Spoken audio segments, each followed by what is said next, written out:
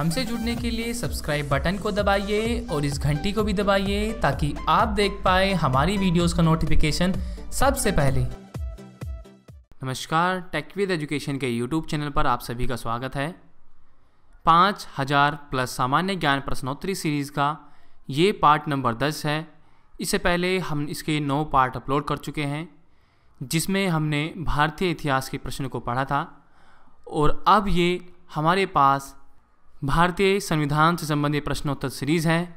अब हमारा भारतीय संविधान जो है वो स्टार्ट हो चुका है 5000 प्लस सामान्य ज्ञान प्रश्नोत्तरी सीरीज़ में, और अब से भारतीय संविधान के प्रश्न आते रहेंगे।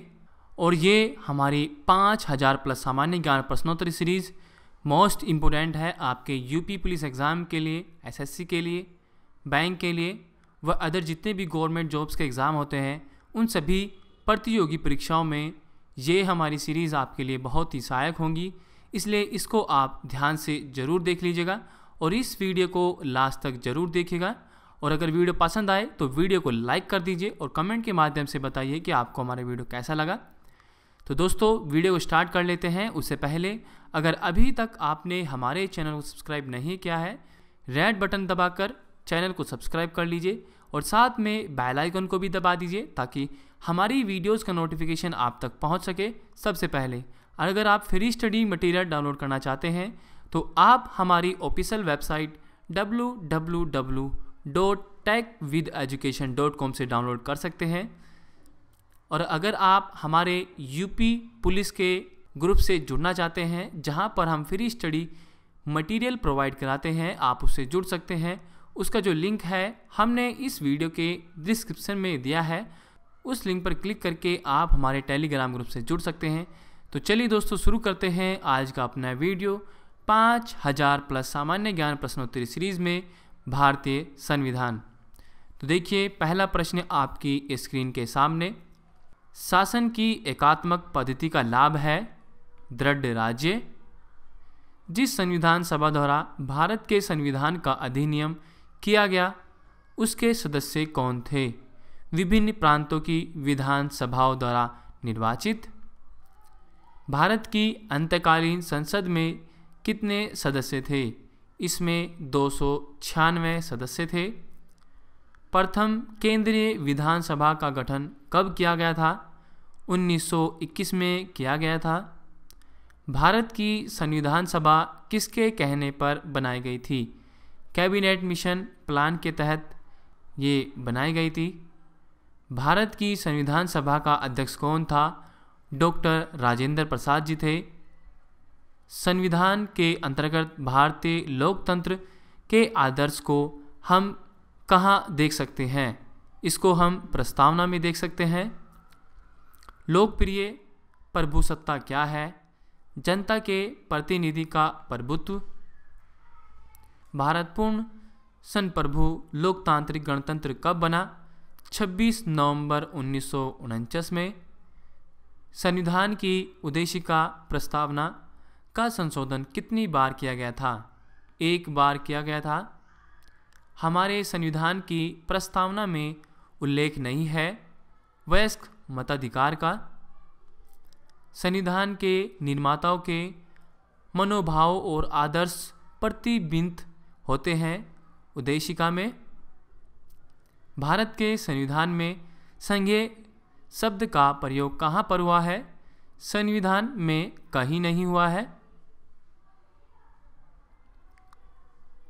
भारत के संविधान में भारत को किस रूप में वर्णित किया गया है? राज्यों का संघ में वर्णित किया गया है।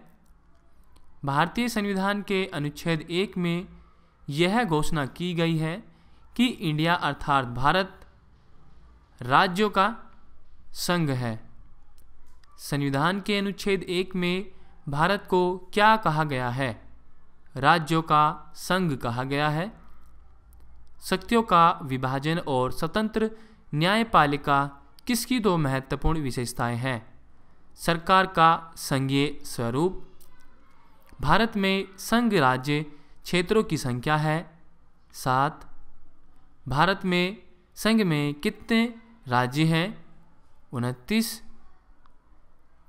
लक्कादीव मिनिकॉय और अमीन दीवी द्वीप का नाम बदलकर लक्षद्वीप किस वर्ष में संसदीय अधिनियम द्वारा किया गया था? 1973 ईस्वी में। 1956 में राज्यों का पुनर्गठन करने से 14 राज्य और 6 संघराज्य क्षेत्र बने। भारतीय संविधान लागू हुआ था 26 जनवरी 1950 को। भारतीय संविधान अपनाया गया था 26 नवंबर 1949 को। संविधान का प्रारूपण हुआ था 26 नवंबर 1949 को। समग्र रूप से भारतीय संविधान लागू हुआ 26 जनवरी 1950 को। भारत की संविधान सभा का संवैधानिक सलाहकार कौन था? Sir B.N. राव संवैधानिक सलाहकार थे। भारतीय संविधान की रचना के समय संविधान सभा का संवैधानिक सलाहकार कौन था? B.N. राव जी थे। संघीय प्रकार के शासन का एक गंभीर दोष है पृथकता का खतरा। लोकतांत्रिक केंद्रीकरण किसकी महत्वपूर्ण विशेषता है? समाजवादी राज्य की। भारत में एकल नागरिकता की अवधारणा अपनाई गई है इंग्लैंड में। संविधान का कौन सा भाग नागरिकता के प्रावधानों से संबंधित है? ये द्वितीय भाग। भारतीय संघवाद निकट है कनाडा के। भारतीय संविधान ने सुदृढ़ केंद्र के साथ संघीय प्रणाली कहाँ से ली थी? ये कनाडा से ली थी। भारतीय संविधान ने भारतीय महासंघ की योजना किसके संविधान से ली थी? कनाडा के संविधान से ली थी। विधि का शासन की संकल्पना कहाँ की संवैधानिक प्रणाली की एक विशेषता है? ब्रिटेन की। भारत के संविधान का निर्माता किसे माना जाता है? B.R. अम्बेडकर को माना जाता है। हमारे संविधान में न्यायिक समीक्षा की धारणा किस देश के संविधान से ली गई है? USA के संविधान से ली गई है। विश्व में सबसे बड़ा संविधान किस देश का है? भारत का है।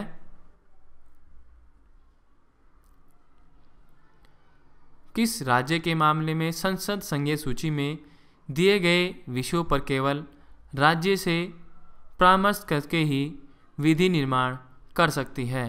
जम्मू और कश्मीर। संघीय सूची में कितनी मदें हैं? इसमें 97 मदें हैं। संविधान के अनुच्छेद 370 किस राज्य पर लागू होता है? ये जम्मू और कश्मीर पर लागू होता है। अनुच्छेद 370 कोई व्यक्ति भारतीय नागरिक नहीं होगा यदि वह स्वेच्छा से दूसरे देश की नागरिकता ग्रहण कर चुका है। स्थानीय सरकारें आधार है लोकतंत्र का।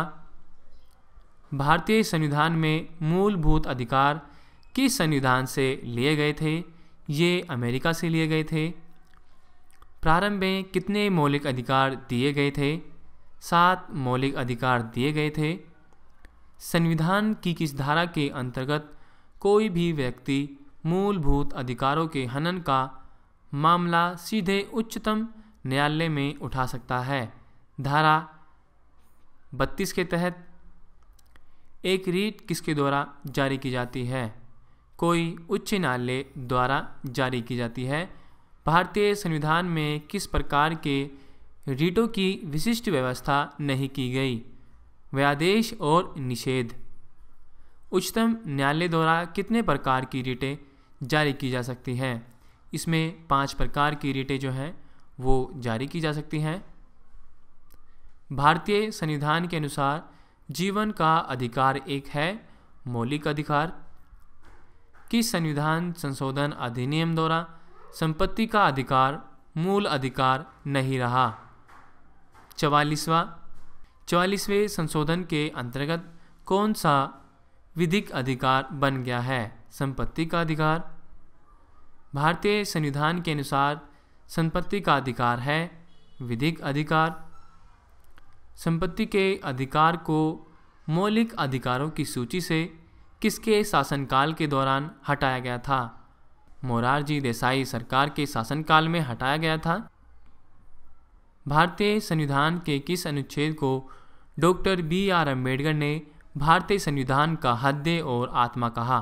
अनुच्छेद 32 को कहा था। कोई राज्य उन अधिकारों द्वारा जाना जाता है जिन्हें वह बनाए रखता है। यह किसका कथन है? ये लास्की का कथन है। मूल अधिकार भारतीय संविधान के किस भाग में स्थापित हैं? ये तृतीय भाग में स्थापित है भारतीय संविधान के जो मूल अधिकार होते हैं। तो इस तरह से हमने 60 क्वेश्चंस को कवर कर लिया है और इसे नेक्स्ट वीडियो में इसका नेक्स्ट पार्ट आ जाएगा।